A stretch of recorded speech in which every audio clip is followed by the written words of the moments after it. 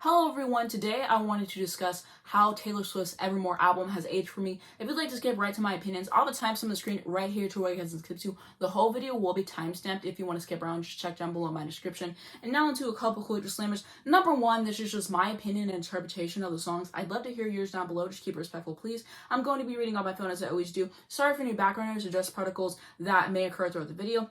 Everything that I referenced to make this video mention will be linked down below in the description.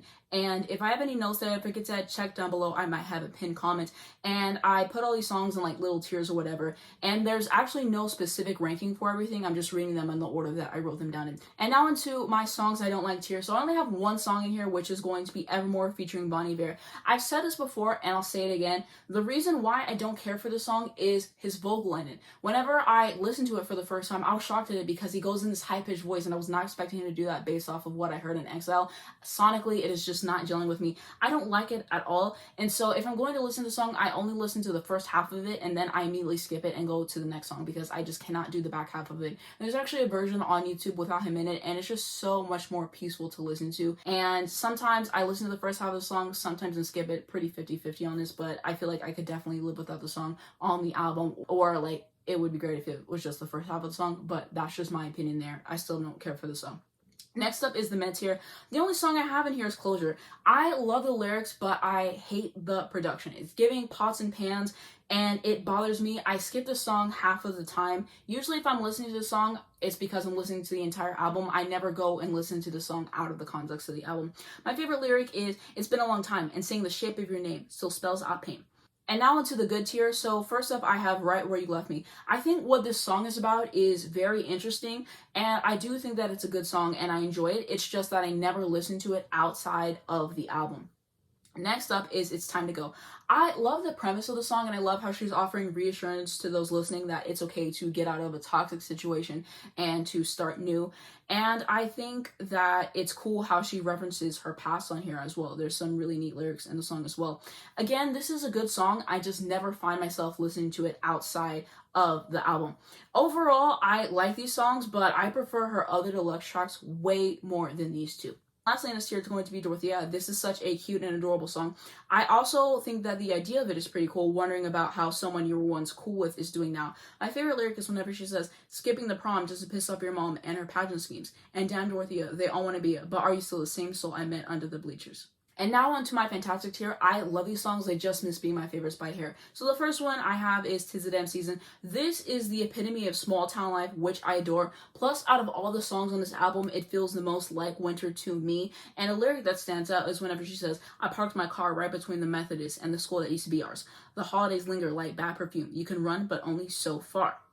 And I also really like the production on it as well. And apparently she wrote this song whenever she was drunk, which is just like blowing my mind. It just shows how talented of a songwriter that she is. And next up is going to be Gold Rush. This is such a joy to listen to. It is just phenomenal. It's magical. And I think that this is some of the best production that Jack Antonoff has ever done. And I love how she says folklore in it too. I think that that's a pretty nice callback. And my favorite lyric is still whenever she says, "At dinner parties, I call you out on your contrarian shit." Next up is No Body, No Crime featuring Hayam. This is a solid song through and through. Her storytelling is so intriguing and it has you hooked on. You're wondering where she's going to go next with it. And I love her country work as well. So it was really nice to see her do that again on this album. I wish Hayam would have got to sing more on this though. I really would have liked to hear that. Next up is going to be Marjorie. This is such a lovely tribute to her grandmother. And I really enjoyed how her grandmother was incorporated into the track with like her vocals being placed in so tastefully, and that bridge is just insane. I absolutely adore this song so much. And now to long story short, she did what she had to do. I really like the sentiment of the song, just saying like, I went through all these harsh times and I really went through the ringer, but I came out on the other side of it. And I love the drum track on it. It still reminds me of The Last Great American Dynasty from Folklore, and it's so much fun to listen to. And lastly, I have Happiness. This song is so incredibly sad.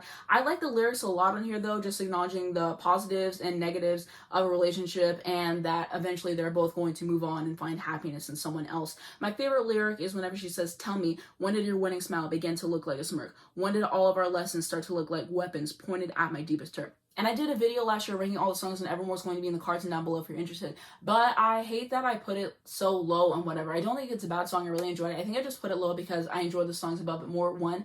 And then also just because it's such a sad song and I knew that I wouldn't find myself returning to it very often. And now on to my favorite songs on the entire album. So first up, we have Cowboy Like Me. This is the best song on the entire album. One of my favorites of all time from her. I love this song so much. It is so beautiful, gorgeous, and comforting, like to a high degree, and no other song in her discography makes me feel like this one. I love the background vocals from Marcus Mumford, the instrumentation is incredible, and the production on here is truly top notch, which I really appreciate as well. And lastly, the lyrics are excellent all throughout the song. One of my favorite lines is whenever she says, "And the ladies lunching have the stories about when you pass through town, but that was all before I locked it down." Every time I listen to the song, it has to be pure silence because I just have to be in a certain headspace listening to the song. It takes you to a certain atmosphere, and I want to appreciate it, and it's just a wonderful song, and it truly deserves all of that. And people still are not giving the song the credit that it deserves. It still shocks me to see whenever people do their rankings and this is like bottom 3 on the album. I'm like, you must not be listening to the album right. You must have got this confused for something else, because the songs that I see people put above it, it's concerning for me. Like, such a stunning song all the way throughout, and it is just incredible. And I feel like she went into the studio and she recorded this one for me, and I really do hope that she does a long pun session for this album because I would love it so much. But to have a long pun session of this track, I would never get over that. It would be one of my most played songs because I already love this version so much. I'd love to see what she does with it. Also, I'm wearing this shirt that I got, this little Cowboy Like Me shirt and whatever, and yeah, Cowboy Like Me is that song. Not everyone is going to get it. Not everyone is going to get it. Some people like to slander and they're tasteless, but to those who get it, you understand. You understand the excellence that she put in the song, and it's just time to appreciate that. That guitar solo too, excellence. Excellence. Next is Coney Island featuring The National. I think that this is one of the best collaborations in her entire discography. I love the way that they switch off. They both work so well together. Favorite lyrics: "Will you forgive my soul when you're too wise to trust me and too old to care? Because we were like the mall before the internet. It was the one place to be." Also, whenever she says, "But when I walked up to the podium, I think that I forgot to say your name." Also, I really like the production and everything, and I think with the lyrics, it's just so cinematic. You're picturing yourself exactly where she wants you to be, and I think that that's just really a gift with her songwriting. And next up is going to be Ivy. I think that this song is fantastic. It is very rejuvenating. It feels like spring to me, and lyrics that stand out is whenever she says, "Your touch brought forth an incandescent glow, tarnished but so grand." And now on to Tolerated. It has been a year since this album was released, and I have to say that this is my favorite track 5 from her. It's always been one that has stood out from the rest of the songs to me, and I think that it's so beautifully written and haunting in the best way. It's just about being tolerated in a relationship and the pain that comes with that. And a lyric that stands out to me is whenever she says, "I greet you with a battle hero's welcome. I take your indiscretions all in good fun. I sit and listen. I polish plates until they gleam and glisten. You're so much older and wiser and I." And that bridge is insane. Like, you just really feel every word that she's saying, and that bridge is some of her most precise and detailed songwriting to date. I love the piano in it and just how the song progresses as well. I just think that it's very well put together as a whole. Next up is going to be Willow. If you would have told me last year that this is going to be my favorite songs, I would have thought that you were lying. Like, why would it be there? The reason why it's here is because this song is so ridiculously catchy, and I just find myself looking forward to it more every single time I listen to the album. And I listen to this one outside of the context of the album quite a lot. I really like the guitar riff and the chord progressions in here. I think that they're just really delightful to listen to, and I think that it's really refreshing overall, and that it's a nice opener to start the album off with. Also, of course, I love that music video. She did exactly what she had to do there. And lastly is going to be Champagne Problems. This is a song about a broken engagement, and the songwriting here is one for the books. It is gorgeous, melancholic, and just very well put together. And again, magnificent bridge, you guys already know. And the song just really takes you on a journey, and I really enjoy listening to it for sure.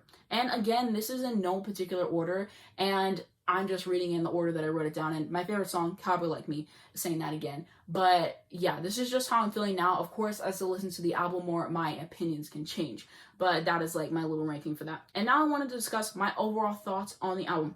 It feels like winter, which I absolutely love. And it is just such a cozy and immersive experience and a sublime album overall. Definitely my second favorite album from her. The vocals, lyrics, and production are stunning, and I feel like this is such a worthy sister album to Folklore, and it just really fills in where Folklore left off, and just a perfect album from this time of year. Like, I just felt like whenever she released this album, I needed it. Like, listening to it back then really hit, and listening to it now, I feel like it hits even harder. I just really enjoy myself whenever I do go to listen to this album, I must say. I also love the album cover so much. That little braid that she has on, just the colors from it, and I just think that it portrays the album so well, and I absolutely adore it so much. On to the topic of whether I prefer this or Folklore. I've said this in the past, and I'll just reiterate that I prefer Folklore just because of like the sequencing of it. I just feel like it's tightly packed together, it's cohesive, everything just works together so well, and I would much rather listen to Exile versus Evermore. And I also think, again, that the first three tracks on Folklore are just way stronger. The one, Cardigan, The Last Great American Dynasty, I mean, come on. I love the first few tracks on this album too, but if we're going apples to apples there, I think Folklore already wins. Also, something that I noticed is that I tend to listen to Folklore more as an entire album, an entire experience, and for Evermore, I kind of go and I pick the songs and I listen. I do listen to Evermore in full quite a lot. I definitely listen to Folklore more, but I'm saying, like, if I had to pick one to listen to as an album, I'm probably going to go with Folklore just because, again, of the experience of listening to it. It's just different, and I just think that it works better and everything. So that's like my opinions there and whatever. I touch more on my thoughts on Folklore in a similar video that I did to this. I talk about how that aged for me, which will be in the cards and below if you're interested. Just check that out after this video. And the Evermore stands have truly been paid dust because she does not acknowledge this album enough, and it's sickening because how are you not going to acknowledge one of your best albums? Like, this is so in the shadow of Folklore, and it's really sad because I think that this album definitely deserves a conversation on its own, because I think that this is a fantastic album, as I stated several times in this video already. And I do hope that we get a long pawn sessions for this, because again, Cowboy Like Me, that version, that would just take me to another dimension. I'd love to have a version of that song, but just the whole album, I think it would be a treat. I would love to hear how the songs came to be and whatever, and the stories behind them and whatever, and I hope that she does it, and we will see what happens. I'm not going to get my hopes up too high, because every time I think that something's going to happen, then she does something else. Like, she just really throws us a curveball, so I just stop kind of like predicting things, but I really hope that that is going to happen. She definitely deserves Album of the Year again at the Grammys for this. I don't think that she'll get it because she did win it for Folklore, but out of the albums that I listened to for the nominees, I really love this one. The songwriting alone, I think, makes this worthy, but that's my opinion there. Also, I think I forgot to talk about this in my Folklore video, but that little medley that she did in the Grammys with Willow, August, and Cardigan, I'm pretty sure that little medley that she did, fantastic. Why isn't that on streaming services? I need the answers. I need the answers. And also, I'm just remembering all those little Willow remixes that she put out. I think that they were cute. I forget which one I prefer because I never listened to them. I just listened to the version off of this album. But I definitely should go listen to those again because I think there's like a more stripped back version. I just don't remember what it is at this point in time. But I really did quite enjoy those as well. And we will have to see what happens with that. But that's just my opinions on the album. Of course, as I listen to it more, they can change. But I think that it's been really cool to do this video, just because I feel like my thoughts have changed a fair amount since I've listened to this a year ago. And also, I just wanted to add more details with how the songs make me feel and some more favorite lyrics. I try to do different lyrics than I did from last time and whatever, and she just has so many great lyrics to choose from, so I kind of tried to just switch it up a little bit in this video and stuff. But this was fun to do, and I really like doing these how has this album aged for me videos. And it's just crazy how an entire year of this album has passed. It really is, because I remember waking up to my friends sending me a DM of the post with her announcing the album, and I was just floored. I was like, wow, we're getting another album already. I just really went for the books because Folklore came, I really enjoyed it and soaked it in, and then just to have another album so soon, I'm just so thankful to it. And overall, I feel like this album has aged very well for me, and I really appreciate its place in her discography. The fact that she released this and Folklore back to back, and the quality is just so close, is just another level, and it just really shows her talent in songwriting and singing. And shout out to Aaron Dessner and Jack Antonoff, everyone who produced this album and everyone who just made this album what it is. Shout out to them, because I think that this album is truly a gem. Also, I have a bunch of videos on Taylor, so I'm going to have them in the card and down below if you guys would like to check them out. But that's going to be it for this video. If you did enjoy it, please share it a like. It really helps me out on the YouTube algorithm. I very much appreciate it. You can also subscribe to see more videos like this. And if you hit the bell, you get a notification to your phone to not miss when a brand new video comes out.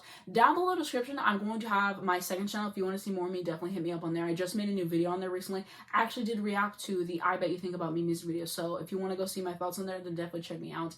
And I'm also going to have my Twitter, my Instagram, my Spotify if you would like to follow me on there as well.